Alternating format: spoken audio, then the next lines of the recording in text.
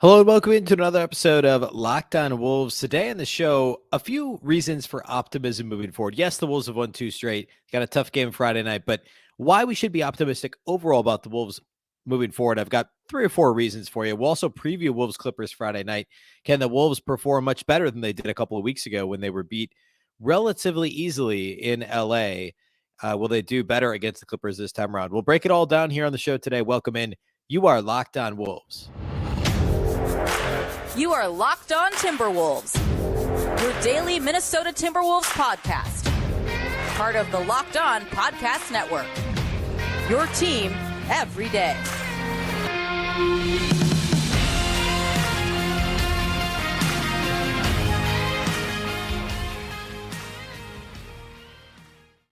Hello and welcome to the Locked On Wolves podcast, part of the Locked On Podcast Network, your team every day. My name is Ben Beecken. I'm the host of Locked On Wolves. Today's episode of Locked On Wolves is brought to you by LinkedIn. LinkedIn Jobs helps you find the qualified candidates you want to talk to faster. Post your job for free at linkedin.com/LockedOnNBA. Happy Friday, everybody. Happy game day and happy weekend. A big thank you, first of all, for making Locked On Wolves your first listen every day. Of course, this show is free and available everywhere that you listen to podcasts. That also includes YouTube, as well as all of your favorite audio platforms. You can find the show. You can also watch on the Locked On Sports Minnesota app, which you can find at both Roku and Amazon Fire TV. Download the Locked On Sports Minnesota app for free on Roku or Amazon Fire TV. You can also follow on Twitter at Locked On T-Wolves and my account, which is at Beecken. That's with 2 B's, 2 E's, CKEN. All right, so Wolves Clippers tonight. I do want to talk about that. Actually, right now I'm recording this during the Clippers game on Thursday, so don't know exactly what the result will be in Clippers Nuggets. It's the late TNT game on Thursday night. So the Clippers will be on the second night of a back-to-back when they take on the Wolves at Target Center Friday. So another rest advantage for Minnesota. We'll break down that matchup here a little later in the show, so we will get to that. I want to start, though, by talking about a few reasons for optimism for the Wolves. And the reason I want to talk about this now is because the Wolves have actually stacked consecutive, solid, impressive performances, impressive wins over teams with winning records, right? Denver on Monday, a relatively easy win, considered who they were playing against. And then coming out with that win on Wednesday against Portland, I mean, they were both good wins. They both but the team played well in both games for the majority of it. And, who knows what happens against the Clippers Friday night, but then there's a couple winnable games upcoming at Houston and at Detroit. Of course, the Wolves lost to the Pistons at home just under a week ago, but the Wolves, there's a chance that they could end up with a 5-game winning streak here. I don't want to count too many chickens before they hatch because we're at 2, but in general, it's amazing how fast things change, right? Because on Saturday, we were talking about this being rock bottom, that lost to the Pistons, and now all of a sudden I'm talking optimism. But many of these reasons for optimism I've mentioned at times over the past several weeks, and I think now is a good time to kind of underscore them since we are feeling pretty good about the Wolves. But there were a couple things this week that maybe weren't true earlier this year that now I feel much better about said things. So let's start here. On Wednesday's show, I actually did I guess it did about a segment and a half on Jaden McDaniels and only about 4 or 5 minutes on Anthony Edwards. But quickly related to Ant, he continues to really improve his rebounding. And I, again, talked about it Wednesday, and then he came out and had another good rebounding game Wednesday night. And his rebound rate is now to the point that it is higher than Kyle Anderson's, who started at the 4 for much of the season for the Wolves, at least since Towns has been injured. But Anthony Edwards' total rebound rate is 9.4%. Last season, it was 7.5%. So he's up almost 2 points. His defensive rebound rate was 12.5% last year, which is miserably low for a player of his athleticism and size and ability. He's up almost 4 points this year. Defensive rebound rate, 16.4%, which again it's not like crazy, but it's way better than it was last year. And 2 weeks ago, it was not that good. He's rebounded so well over the last couple of weeks compared to how bad he was rebounding the ball earlier this year, that number continues to climb. In fact, over the last, 12 games? Yeah, 12 games. He's only had 1 game with less than 6 rebounds. And that was the loss to Dallas. He had only 4 rebounds in that game. Besides that game, he's had 6 or more rebounds. And in the last 10 games, he's had double-digit rebounds 4 times. He's not going to average a triple-double, right? He's not going to be Jokic when it comes to those box score lines. But he needs to average 6, 7-ish rebounds per game, given his size and athletic ability, right? And now we're actually seeing this. And I talked about this. I can't remember if it was the live postcast with Marnie from Wednesday night or if it was Thursday's show, the postgame pod. But I talked about yesterday in some capacity about there were a couple of plays in Wolves Blazers on Wednesday where Ant actually like pinched down to get the rebound, right? He contested a shot or he was on the perimeter and you could see him sprint down to try and get a board before going back the other way. It used to be if he was on the perimeter contesting, he was contesting and releasing, or he was lingering. He had a little bit of that Andrew Wiggins thing where like you don't do either thing, right? You don't rebound, you don't get back, or you don't get down the court offensively.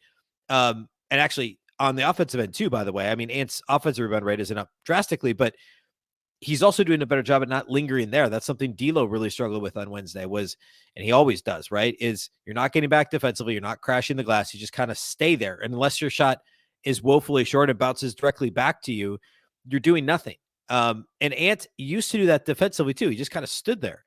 And now he's actually crashing down from the perimeter to try and secure rebounds, get possessions going the other way. It probably helps that he knows he's initiating a lot of the offense now. I mean, D'Lo missed Monday's game and Ant was basically running the offense.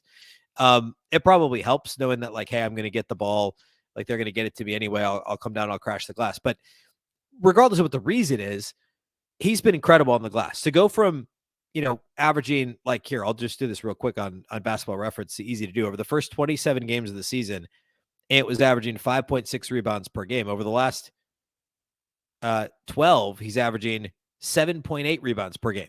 It's like, I already forgot what I said I think it was 5.2. So basically a 2.5 rebound per game difference. And that defensive rebound rate is way up, almost 4 points. The total rebound rate is up 2 points from last year. It's going to continue to rise. If he continues to play with this energy and intention in terms of the glass, that's a big reason why this team's going to improve. And I know that seems really small, but it's not, right? Rudy Gobert's mostly held his own. Yeah, the rebound numbers are down a little, but he's still a fantastic rebounder. Towns is not playing. So the Timberwolves have Jaden McDaniels and Kyle Anderson, both of whom aren't real fours and don't rebound like many fours do. Naz Reid's been generally underwhelming as a 5 rebounding the ball in his career, and he's played more lately until the issue, the back issue this week. But he's up a little this year. The Wolves rebounding should only get better from here. If Ant is going to dedicate himself and improve in that area, it's going to be a big, big help for the Wolves here moving forward. Another thing that's a little bit of a quicker thing that I'll mention here before I get into one more bigger, like meatier topic. The Timberwolves still have a few guys that are just shooting below career averages. And like at some point, unless they're going to have multiple players that turn into career worst shooting seasons, which I guess, that could happen. It kind of did last year in some ways. Like those numbers should come up. I mean, D'Lo's getting closer, but he's still under 35%. Ant is pretty good at 36% compared to where he's been in his career. But Jalen Noel's under 30%. He's been struggling a lot from the field lately. Karl-Anthony Towns, when he gets back, he's shooting 32.5% from three. He's an over 40% career three-point shooter. In fact, I think he still is now, even with that 32.5. So Cat's number will come up. Jordan McLaughlin's better than a 23.5% three-point shooter. Bryn Forbes isn't in the rotation currently, and I guess he's also got a shoulder injury. He missed Monday's or Wednesday's game, but he's only 25% from three. He's another 40% career three-point shooter. So between Forbes, Towns, D'Lo, and Jalen Noel, like those guys are all shooting well below career averages. Matt Ryan's probably not going to play much now that Taurean Prince is back, but like Matt Ryan is probably a better than a 29% three-point shooter too. So there's going to be some progression to the mean there across the board for the Wolves. And I know I talked about that several weeks ago, and they've gotten a little better since then. But sitting here right now, this team is still 21st in the league in three-point percentage coming into play on Thursday. It should be higher than that. So I believe we're going to see some improvement there too. Another meatier topic I want to get to that was actually came out of Wednesday's game, I thought was pretty relevant given how the Wolves played Wednesday, related to how I think there's a lot of reasons for optimism moving forward. And then another smaller topic as well. And then after that, we'll get to the Wolves Clippers preview. So we'll do all that here next. Today's episode of Locked On Wolves is brought to us by our friends over at LinkedIn, the title sponsors of today's show. As a small business owner or hiring manager, you know that success in 2023 all depends on the team members you surround yourself with. And that's why you have to check out LinkedIn Jobs. With LinkedIn Jobs, you can hire qualified candidates more efficiently by matching open roles with people who have the skills, values, and experiences to help you achieve your goals. LinkedIn Jobs helps you quickly attract qualified candidates to your open jobs with targeting tools. They go beyond resume data by using insights from your job post, company, and their 875 million member profiles to put your posts in front of the most qualified candidates. Identify the most qualified candidates on LinkedIn Jobs and connect with them fast and for free. LinkedIn Jobs makes it easy to screen and rate applicants based on your job qualifications all on one platform. Now that we're into the new year, it's time to talk about achieving goals in 2023, and hiring the right team member just might help you do that. It's why small businesses rate LinkedIn Jobs number one in delivering quality hires versus leading competitors. LinkedIn Jobs helps you find the qualified candidates you want to talk to faster. Post your job for free at linkedin.com/LockedOnNBA. That's linkedin.com/LockedOnNBA to post your job for free. Terms and conditions apply.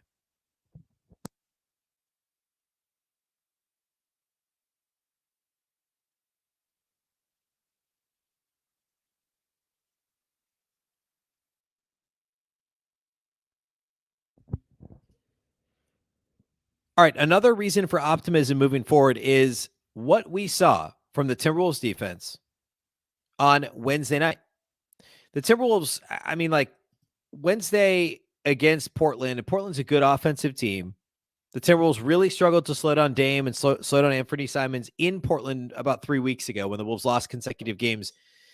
And in this game, the Wolves had a bit of a different game plan. And actually, Rudy Gobert said something after the game to the media about how you can't really execute your game plan when you're turning the ball over and not getting back defensively because you're too busy recovering from making those mistakes.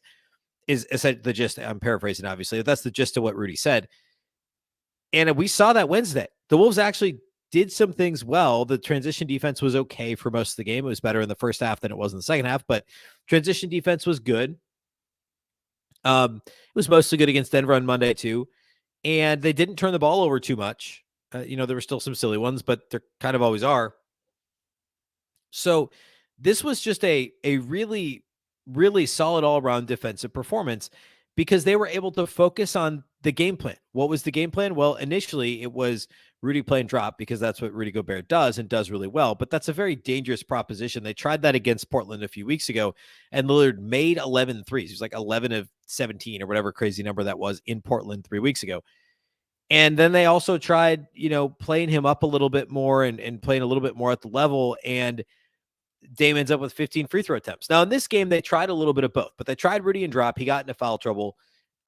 And then Luka Garza came in, and Garza's a bit more mobile than Rudy Gobert, at least in terms of, I wouldn't say he's switchable necessarily. He's still a center, but he is a bit quicker at showing and recovering some of those things that Rudy can do, but it's not optimal, right? You'd rather have Rudy in the paint, so why bother with him out there?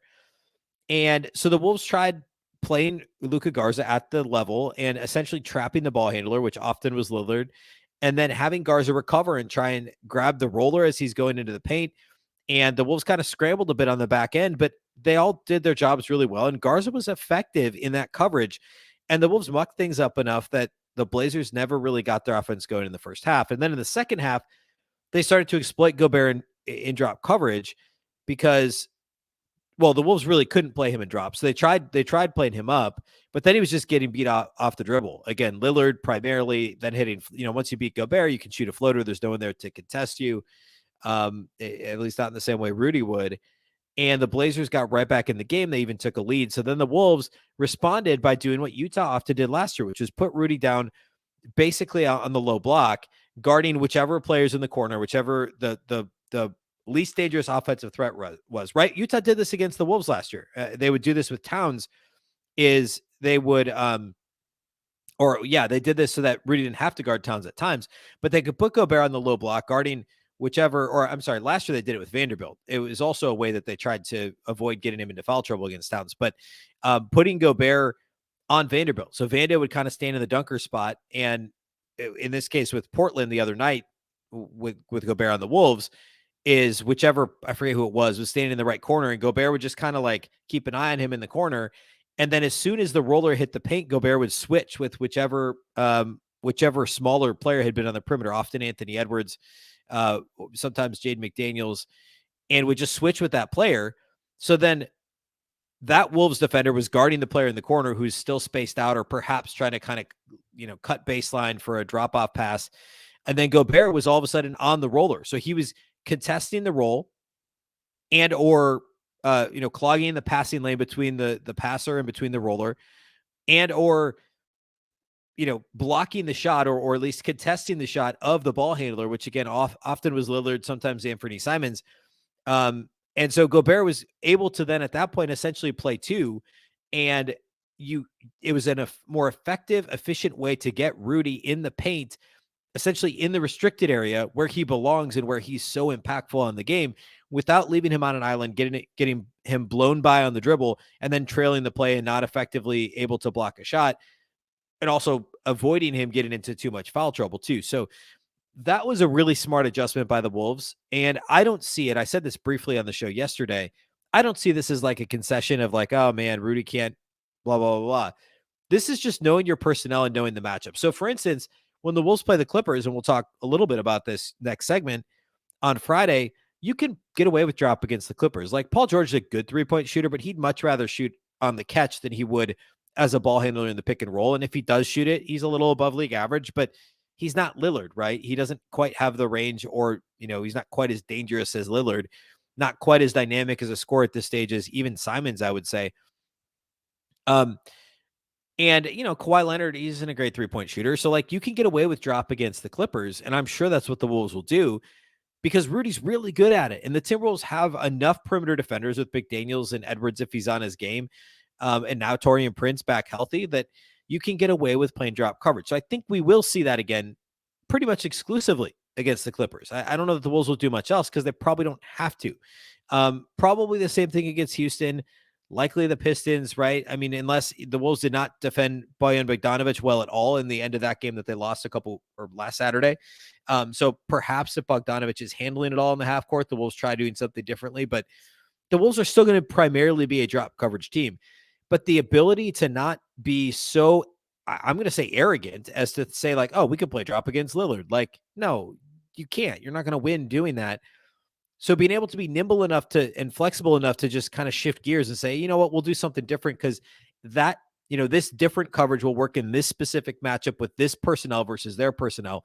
Not so hard-headed as to say like, oh, we're going to play big and we're going to play drop because we have a big team and Rudy plays drop. Like, be flexible, try things differently. A win is a win is a win, right? And some of this stuff may or may not work well in the playoffs, but if it works now, that's what matters, right? And we can have that conversation later if and when the Wolves get to the playoffs, right? So I thought that was a really good adjustment from Chris Finch. I thought the Wolves, Rudy, and others executed it extremely well also. The last reason for optimism, this is kind of lame. It is. It's general acclimation, right? We're still not halfway through the season. What percentage of the Timberwolves rotation minutes have now been played by guys that didn't play with each other much last year? When you consider Rudy Gobert and also the larger roles that like Naz Reid wasn't a regular rotation member for much of last season. Consider the, Kyle Anderson, obviously. And to a lesser extent, kind of the fringe rotation guys, whether it's Austin Rivers, who I guess is more than a fringe rotation guy right now, but Matt Ryan, Bryn Forbes, Luka Garza now. Like, this team is not what it was a year ago in terms of personnel, and acclimating an all-NBA player like Rudy Gobert is not easy. And I think it's easy to go opposite ends of the spectrum on this one, right? It's easy to be like, why haven't they figured this out? There's so much talent on this roster. They have to figure it out. Like, how are they possibly below 500? And it's also easy to flip to the other side and give them maybe too much of the benefit of the doubt. And as usual, the answer is somewhere in the middle where like, hey, this team shouldn't be below 500. There's really no excuse for some of these losses. Obviously, the Pistons won that 6-game losing streak, the game in Miami against a really shorthanded Miami team. This team should be above 500.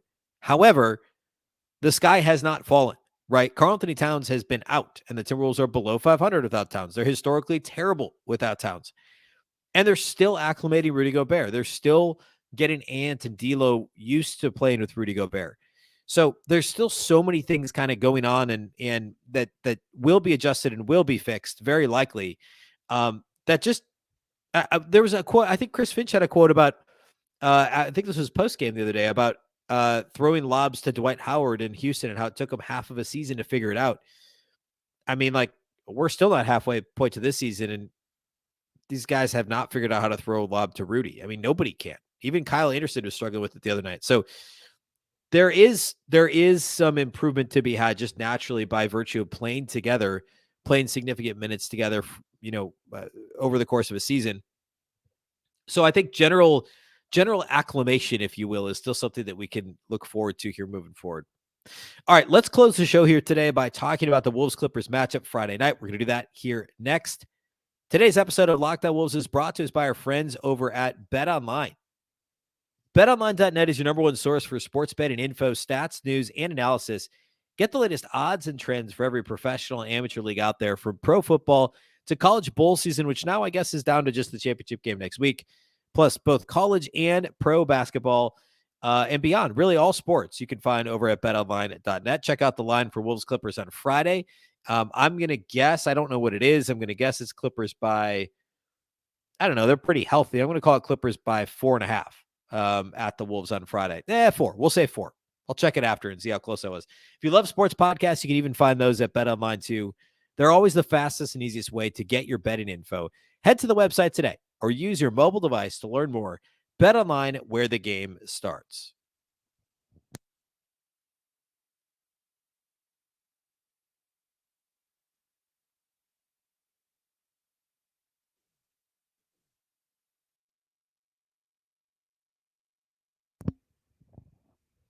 All right, Timberwolves Clippers Friday night. This is a weird 8 p.m. Central tip at Target Center. It's not national TV, so I don't really get it. I think sometimes they do that on Fridays. But anyway, last time the Wolves and Clippers faced each other was that third loss. I believe it was actually right after the 2 Portland losses, if I'm not mistaken. Right before, right after those. I think it was the third loss. Yeah, it was, because it was right before the win in Oklahoma City. Because remember, they lost 3 in a row on the road, 2 at Portland, 1 at the Clippers. Then they won 3 in a row before the 6-game losing streak. This was the third of those 3 losses.